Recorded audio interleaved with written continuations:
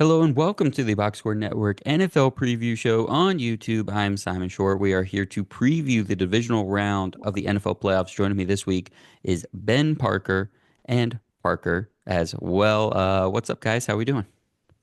Doing great, man. Rocking and rolling.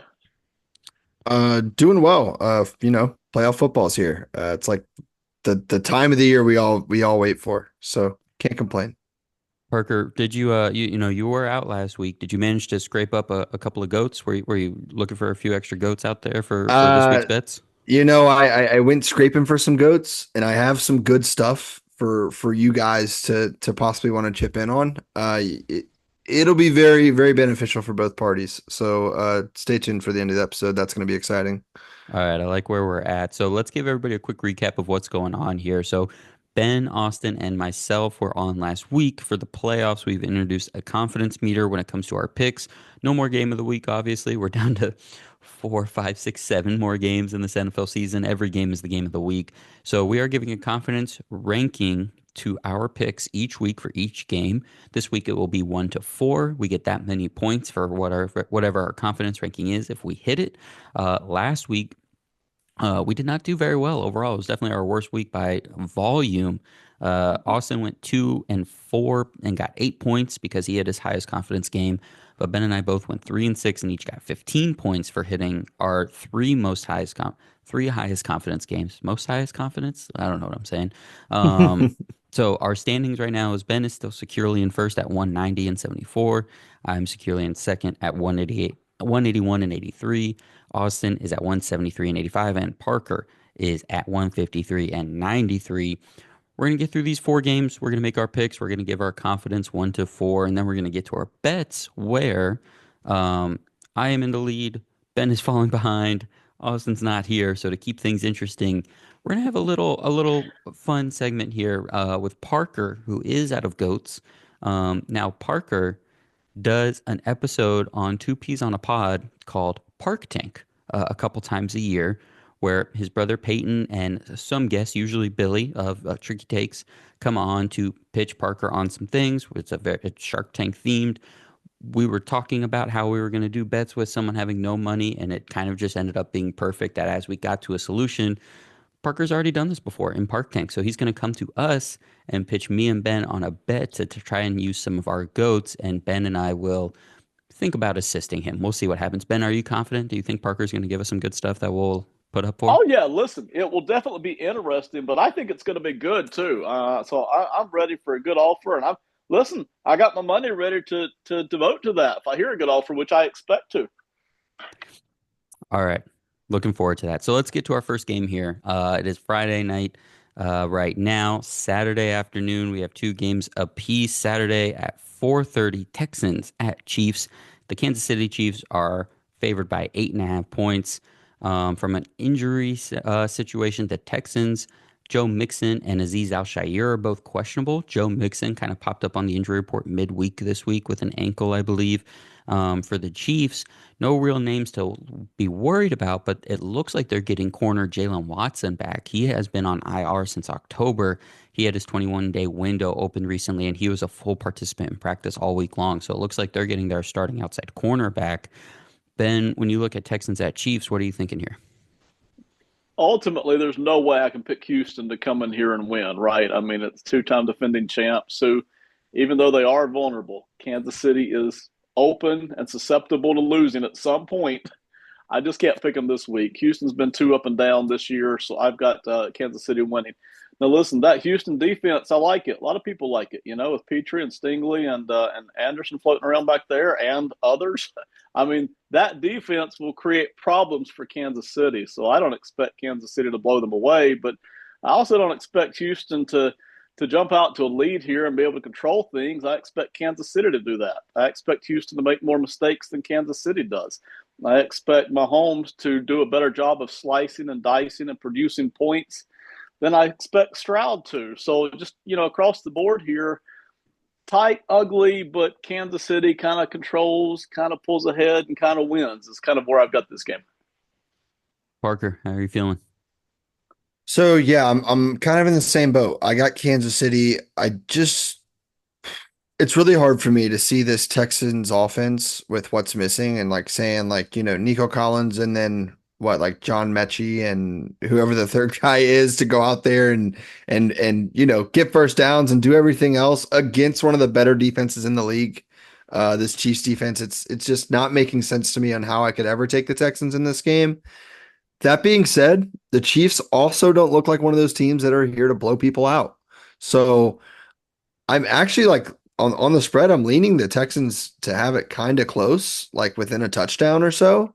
But I don't think the game's ever going to be realistically close where the Texans have a chance to win the football game, if that makes Mm, sense. hmm hmm Yeah, I think from a preparation standpoint as well, the Chiefs kind of getting to lay back and see because the Chargers and Chiefs from an offensive standpoint, like both those quarterbacks take care of the ball, do well under pressure, and Herbert obviously had a really uncharacteristically bad game against pressure last week. I think Mahomes going to see that and be ready for it.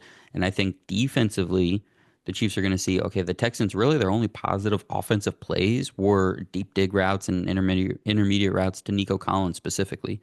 So Spagnuolo is going to have a defense prepared for that, and he's going to get his starting outside cornerback in this one. I don't think Jalen Watson's going to come in and shadow Nico Collins by any means and shut him down, but just having some additional reinforcements and then knowing exactly what the Texans needed to do on offense. Because look, they needed four forced turnovers and four sacks in this one on Justin Herbert, who does not take sacks, to make up for three offensive turnovers on their own. The offense wasn't great last week, except for those few plays there, and the defense was what did it. I think Mahomes, Andy Reid, and this Chiefs offense is going to take care of the football, hold on to the ball a little bit more. The Chargers, as the year progressed, got worse as a running team, and we know the Chiefs know how to run the football when they need to. So I think the Chiefs are going to be able to move the ball as much as they need, and defensively, they're not going to get burned on those couple of plays. I have the Chiefs in this one as well. Um, where are we on our confidence meter of this game? I'm going with four. Ben's going with four. Parker, how about you? 1 to 4. Yeah, same for Okay. me. Yep. This is like the one I can lock in for sure. All right. This is our stone cold lock, as they say. Let's get to Saturday night. The Commanders are at the Lions. The Lions are 8.5 point favorites as well. From an injury standpoint, David Montgomery, baby. David Montgomery is back in the He's building. Knuckles back. is playing. A little late for my, fantasy championship, but that's fine. No worries about it. I'm okay. For the Commanders, everything looks pretty good. Bobby Wagner missed a couple days of practice this week, but he should be fine. For the Lions, Kevin Zeitler is out with a hamstring injury, but he's been out quite a bit here towards the end of the season. So that's nothing Detroit's not used to. Terry and Arnold was also a full participant all week. He left that game last week or 2 weeks ago early against the Vikings. He got hurt in that game, but he is good to go. So both teams pretty healthy on this one. Detroit is also an 8.5 point favorite at home. Ben, let's kick it to you here. How are you feeling about this game? Let me do a little alternate universe thing here. So, in an alternate universe, the Commanders keep this close. The Lions' offense scuffles just a little bit. It's close at the end. And Jaden Daniels, who's kind of been Joe Cool, really comes up with big plays in the fourth quarter, and the Commanders pull off a big victory. That can happen. Maybe 30% chance to me. But to me, back in reality, which is where we all live, I feel like this is a Lions win. And I feel like by the end, it's not going to be a 3 point difference. It feels like it's going to be more of a 10 point difference by the end. It just feels like too much Lions.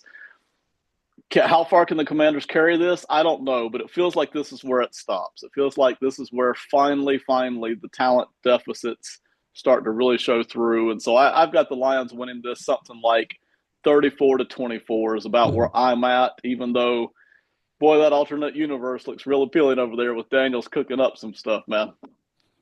Parker, how are you feeling? So, yeah, I'm kind of with Ben. Like something in the back of my head just has this highlight playing of Jaden Daniels making this fourth quarter 2 minute drive to beat the Lions by, a game-winning field goal or something. But at the same time, like that's where my heart is. And it's just like my brain's like, yeah, but the Lions score like 45 points a game, like week in, week out, and they're just hard to beat. So I'm going to take the Lions to win this one. But man, Commanders are a hard team to really judge where they're at, especially compared to an elite team like the Lions. I mean, definitely respectable. 12-5 came out, got a playoff win first round. I just don't know if they have what it takes to beat the team that I expect to be possibly a Super Bowl champion at the end of the year. Yeah, the game last week played out 98% as we thought it was going to play out with the Commanders. We knew it was going to be tight. It was a little Yeah, lower scoring than we thought, but we knew it was going to be a tight back and forth game all the way through. We knew there were going to be some really heavy fourth down plays for Washington. We knew there was going to be some really key red zone opportunities for Washington. And look, we saw both ends of it. We saw Levante David break up a fourth down touchdown pass to Zach Ertz. But then we saw Baker Mayfield and Graham Barton have a couple of issues on a couple of snaps there that gave Washington two more chances to do the same thing in the red zone, fourth down, and get scores in those opportunities. So, you look through Washington and their season, they had that little 3-game lose streak where Jaden Daniels was dealing with a rib injury. But when they played those elite teams, when those teams were healthy, Philadelphia in week 11, Baltimore in week 6, those were both one-score games. They lose both of them, but they're both one-score games, and then they're beating up on bad and average and good and everything in between teams. I think they're going to be in this game too, and it's really hard to then say, based on everything we've seen with fourth down and red yeah. zone efficiency and Jane Daniels, it's really hard to say if I think it's going to be a close game that I don't think they're going to win. But on the flip side, like Detroit is like one of three teams that you also feel that way about because of all the same things: fourth down efficiency and red zone efficiency and creative play calling. And with Tampa, I'm surprised that Washington was kind of able to keep that score low. But then you remember those two, essentially turnover situations where Tampa loses on the way to 7 points and I think gets three on that one botch snap and but they turn the ball over and keep Washington in the red zone on the other one. So that could have been like a 30-20, 30-23 game and it looks a little bit different in Tampa's favor. Ultimately, I am going with the Lions, just kind of like Parker said, like this is just the team that has continued to prove itself all the way through and getting David Montgomery back, I think is another little emotional lift in terms of keeping the Commanders off the field.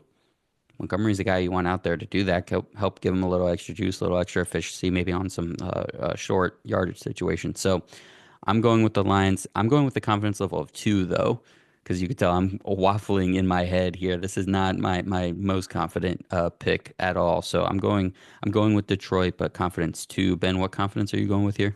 I'm at 2. Not so much a lack of confidence in the Lions. It's just to me, there's 3 games here that were tough to pick confidence levels in. So 2. And the route to seeing Washington, it's the confidence level is more about pro for Washington than con for Detroit. Like they're gonna Yeah. they're gonna be in this game, I think. Parker, how about you? So this game is actually a 1 for me. So I'm going to take the Lions with a 1.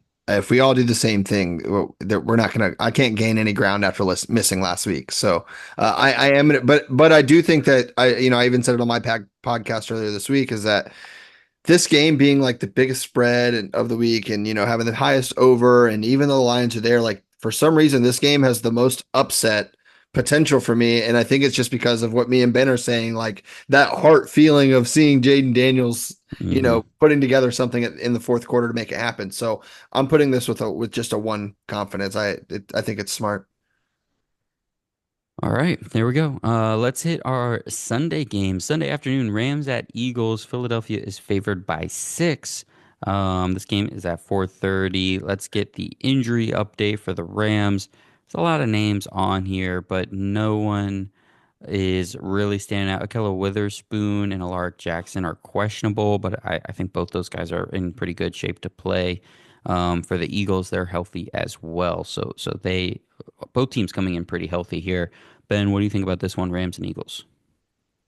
The Rams are dangerous, but I just don't like this matchup for them at all. I mean, now listen, I've listened to a bunch of people this week, and one of the things that does keep popping up is do you trust Stafford and McVay or Hurts and Sirianni?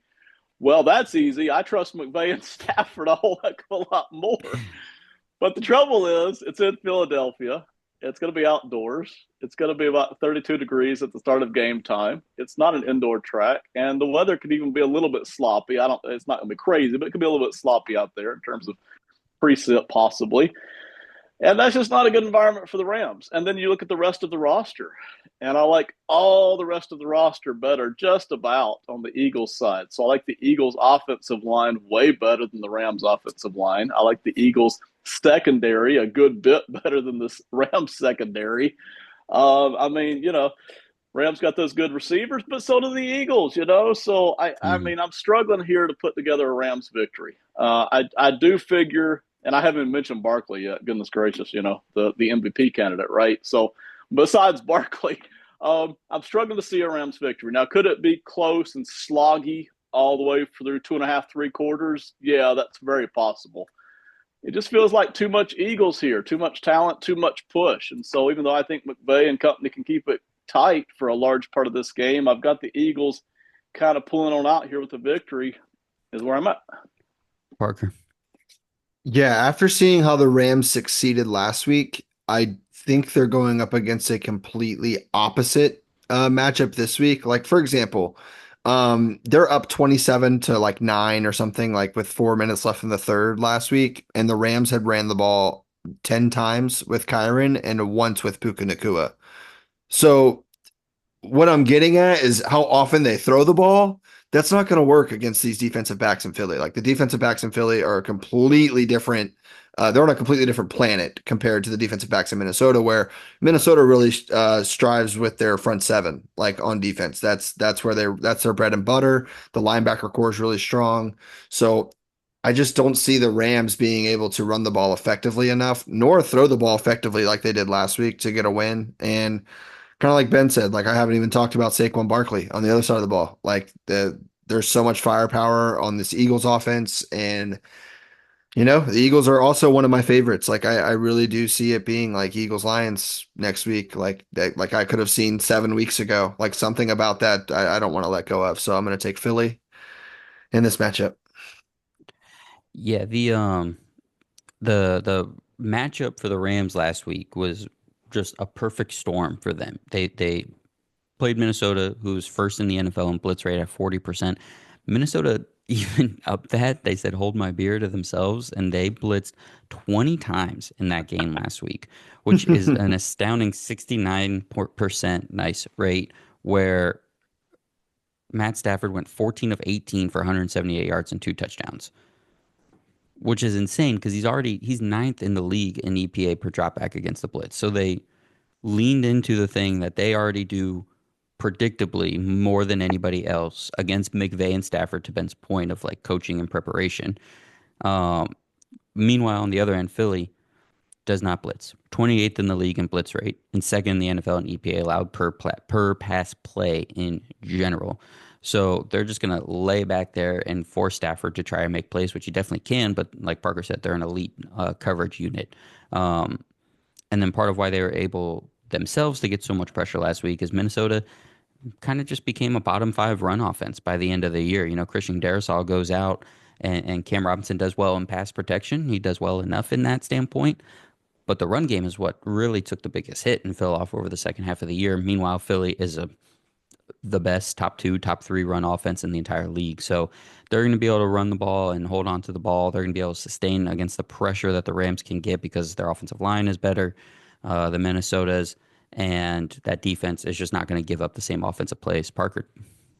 So the only thing I do want to mention is like N'Kobe Dean earlier this week did come out. They did say that he was out, I think, for the hmm rest of playoffs. Is there hmm anybody else from the defense missing that they came out with this week or anything like that? Like injury wise, it's much No, different. nobody else is on the injury report. But yeah, that's a Okay. good note that I, Dean, I yeah, didn't not on know. the report because he's done for the season. Hmm. All right, cool. Um, Just want to make but sure there's no one else missing.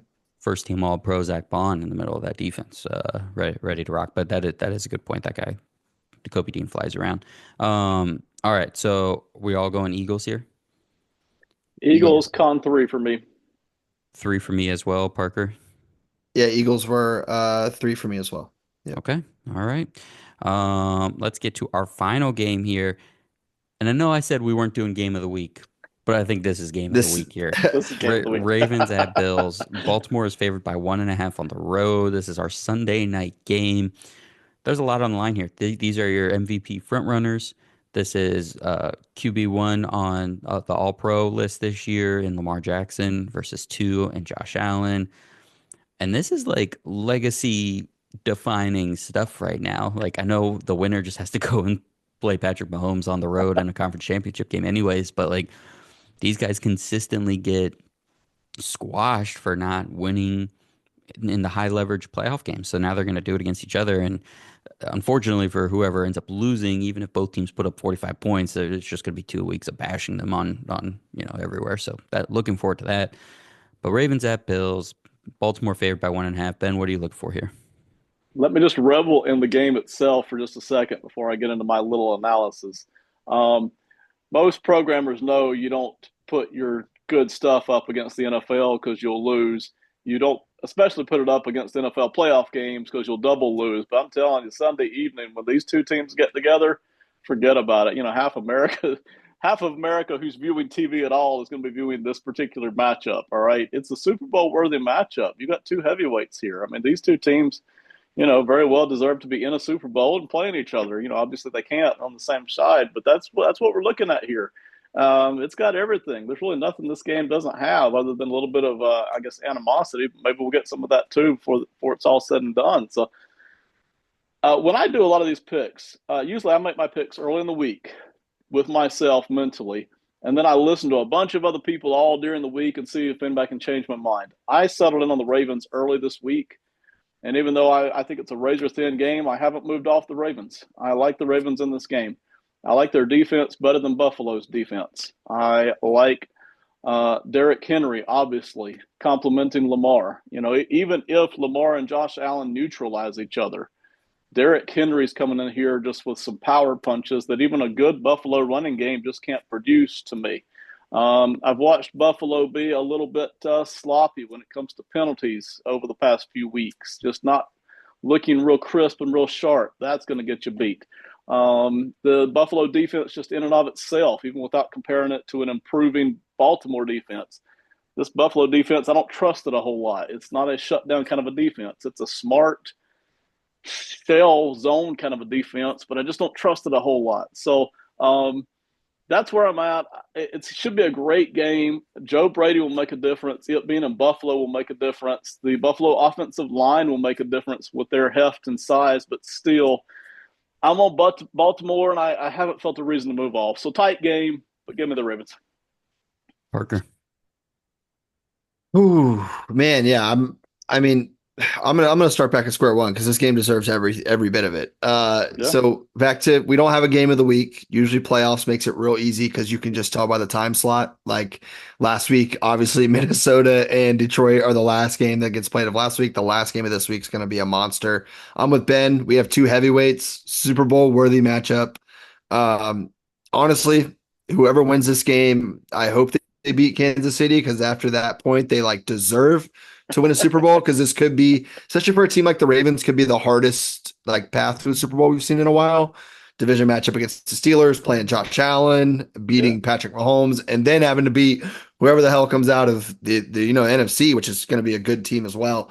I'm leaning Baltimore for a couple reasons. I mean, number one, these teams look very similar. If you look at them like in a big, in big picture, they both have mobile quarterbacks, MVP caliber quarterbacks, both tight end run heavy offense. Both have one receiver that kind of stands out, and I'm looking at Zay Flowers and Khalil Shakir, who kind of are similar. Both smaller guys get open for those 12, 15-yard gains, decent after the catch.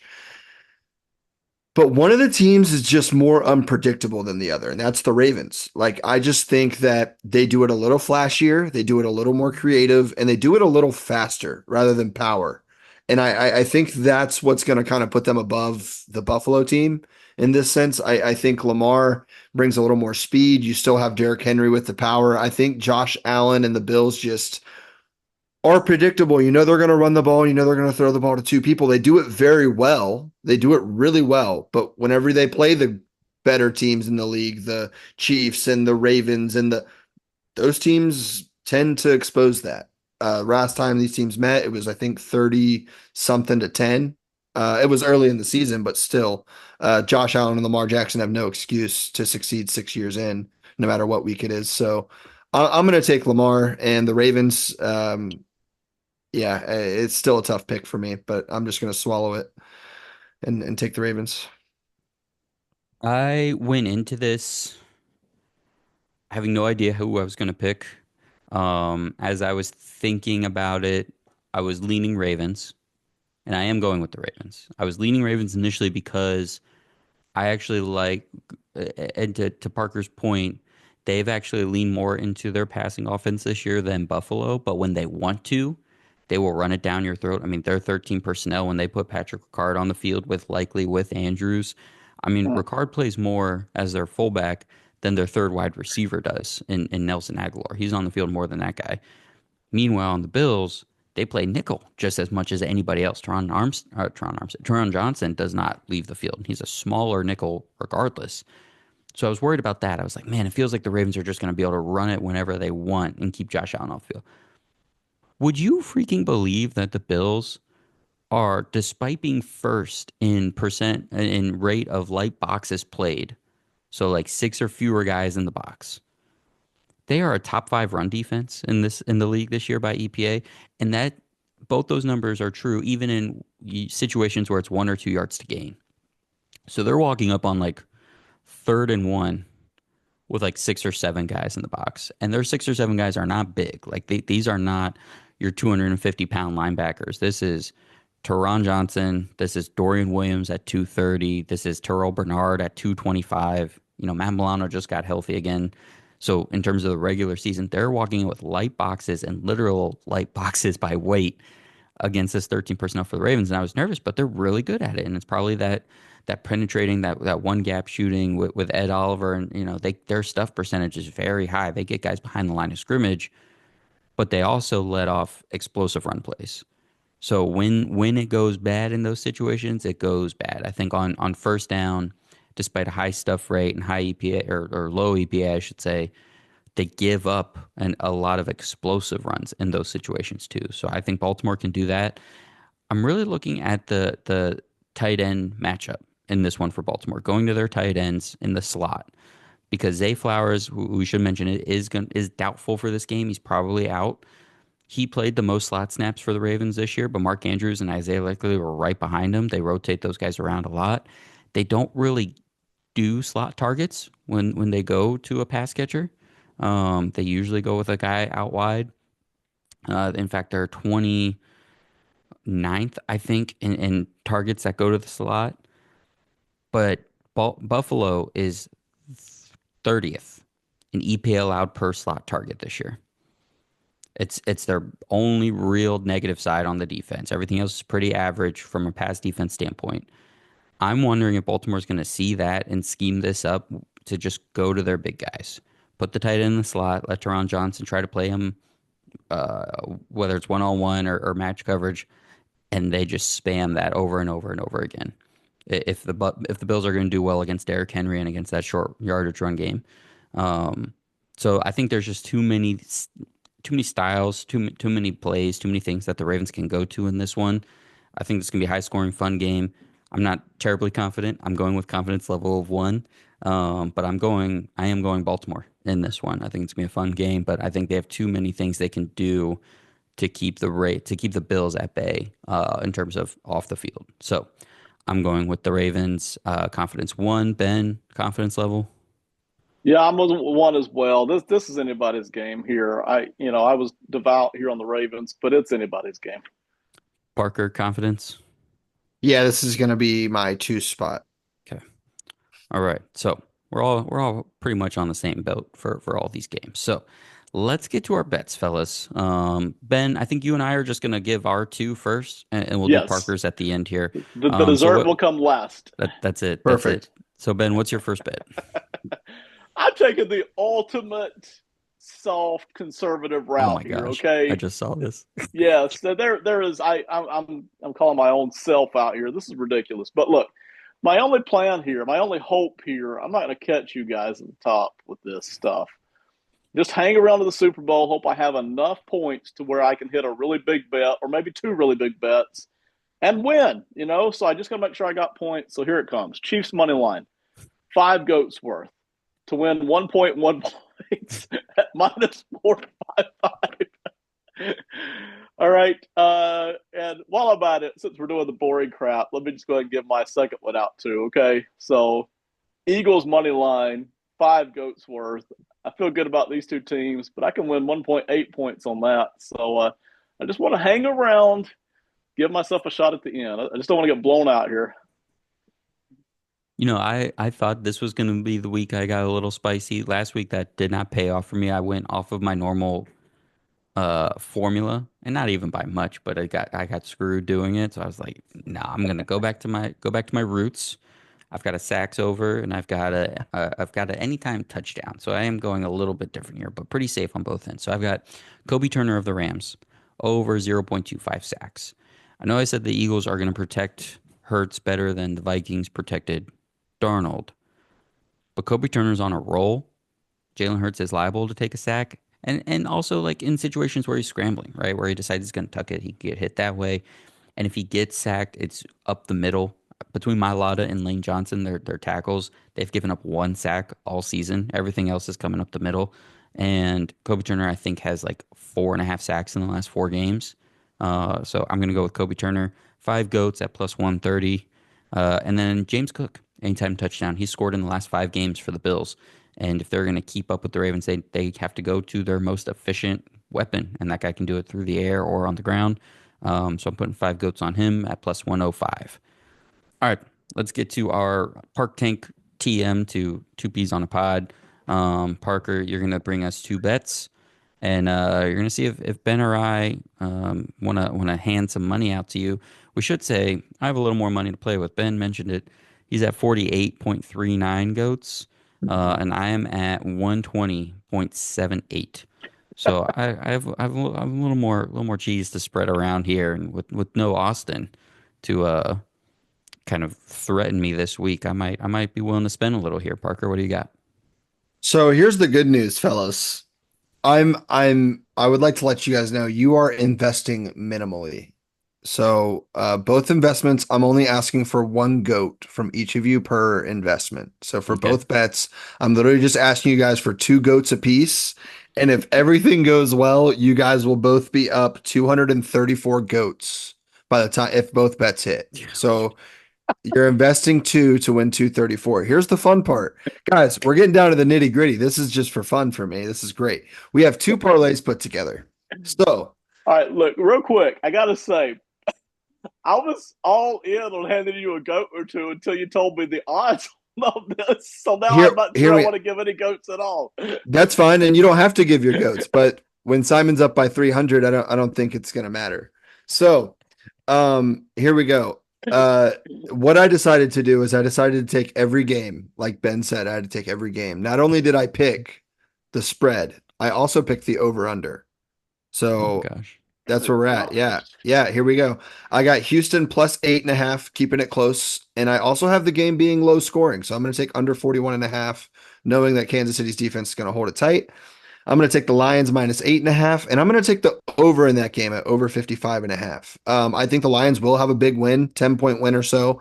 And the Lions, like, they almost cover 55.5. They've done it twice this year, and they've scored more than 45 times this year. So it only makes sense that Washington only has to put up about 17 points for this to cover. I'm going to take Philly minus 6 just to beat the Rams by a touchdown. I think they're definitely the better team. I'm also going to take the under in that football game. I do think that's a game where like Philadelphia could get up by a touchdown and just run the ball with Saquon the last quarter and just, run out the clock. So I'm going to take the under. Last one, I'm taking the Ravens minus 1.5. I'm taking the over of 51.5, knowing that both these quarterbacks are going to have to make something happen. I mean, it's MVP versus MVP. Last team with the ball is probably going to win. So that all being said, for your 2 goats, I'm willing to accept your goat and return 134 goats back if this bet hits. Yeah, I'm going to drop a goat on it. I can't not, right? So It's Yeah. one you got my goat. goat. It's You one got my goat. goat. Cool. Now, this next one's much more simple. because this is what it's another eight legger. But what I did is I picked one player from every team this week to score a touchdown Oh my anytime. What I goodness did, gracious. I took all eight running backs. So we just need eight rushing touchdowns. We need one rushing touchdown from each team. Derrick Henry, James Cook, Joe Mixon, Isaiah Pacheco, Saquon, Kyron, Brian Robinson Jr., and Jameer Gibbs. If all of them score, and I'll even give you guys the option if you want to flex it, we can take Jameer Gibbs off and put David Montgomery now that he's starting, if that makes you more comfortable with your GOAT. But right now, that pays out. You guys put in one GOAT and you get 100 back. I can't not do it, right? I may, on the off chance I don't do it, both you guys are gonna be laughing at me. So yeah, you got my goat again. I just think it's a very simple one. Like just every running back has to score a touchdown. I know I it feel like I sounds so should take hard a to do. stand. I feel like I should take a stand here. Running back. You use the word running back on me. I'm not. I don't want to. I don't want to give you a go for running back, but That's fine, um, but then you're giving us an opportunity to come back if we both hit. yeah, shoot. No, I That's can't the do that. problem. You can't I get can't do left that. out because if we come back No, on yeah. it, All right, you look like you get my you might goat. get your insurance. Yeah, this is just an insurance go This because if this I was hit, you hit. this was a ploy. Yeah.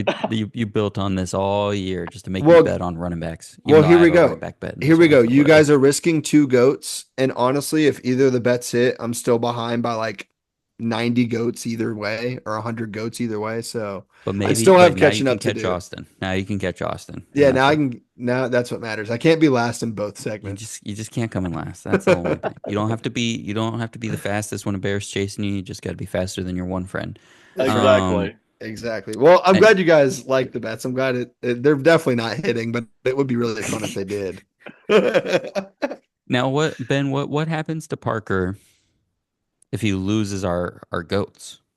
So this is what happens. I think next season I have to forfeit double the amount of goats Ooh, I okay, lost you and give them okay. to you guys next season. I think We that s- makes we sense. start. Okay, we start in the green next year, Ben. We Yeah, so go next year you and right off Ben, the top. Okay, what I'll do is I'll pay back double whatever you guys invest. So if you guys okay. both lose both your goats, I'll start out by giving you guys four goats apiece next year.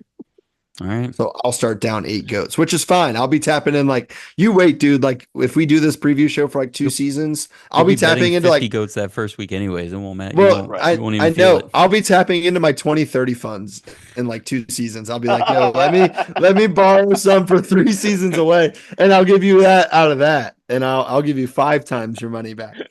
Parker's just gonna It'll stop be logging on crazy. the Zoom at some point. Yeah, eventually. What's great is that these aren't actual goats. Dude, I went and fed goats today and still didn't scrounge up one. That's so funny. Wow. Took my girlfriend to feed goats today, and I didn't scrounge up a goat for the segment. And you started out with the show saying, "Did you find a goat?" Not even a picture, man. Literally, yeah, I do have literally, a picture. I have a bunch of Oh yeah, pictures. lay it on us, literally man. found Hit goat. us All up right. with it. The I got audience a wants to bunch of If see it. Austin didn't pictures. work so hard on a thumbnail, that would Here we this would are, be the dude. We thumbnail were right now. feeding goats today. All the brightness is terrible, but we were Oh feeding heck goats yeah. No, I today. got it. I got it. Oh, dude, yeah, that was literally today. We're out there feeding goats some bread. So yeah, I still didn't take one home with me though. No goats. So I still have to borrow some. I tried my best. There's a screenshot for Twitter. Everyone be on the lookout for that tomorrow morning. Yeah. All right. Well, we're getting pictures of goats now. So I think that's time to wrap it up. That is the Box Score Network preview show. Only two more of these. Only two more of these after this week. But we're gonna have some draft content and off-season content on this channel. So make sure you are subscribed. Please like this video. Please subscribe to the channel. Please check out all the audio pods associated with Box Score Network. You will find those all year round, giving you NFL and other content throughout the season. Make sure you also check out Ben here with Robertson Fire on this channel. Started doing some Commanders content on YouTube, talking about their playoff run. So make sure you are following that as well. Thank you all so much for listening and watching. We will be back next week to preview the conference championship games. Until then, enjoy divisional round weekend, and we will talk to you soon.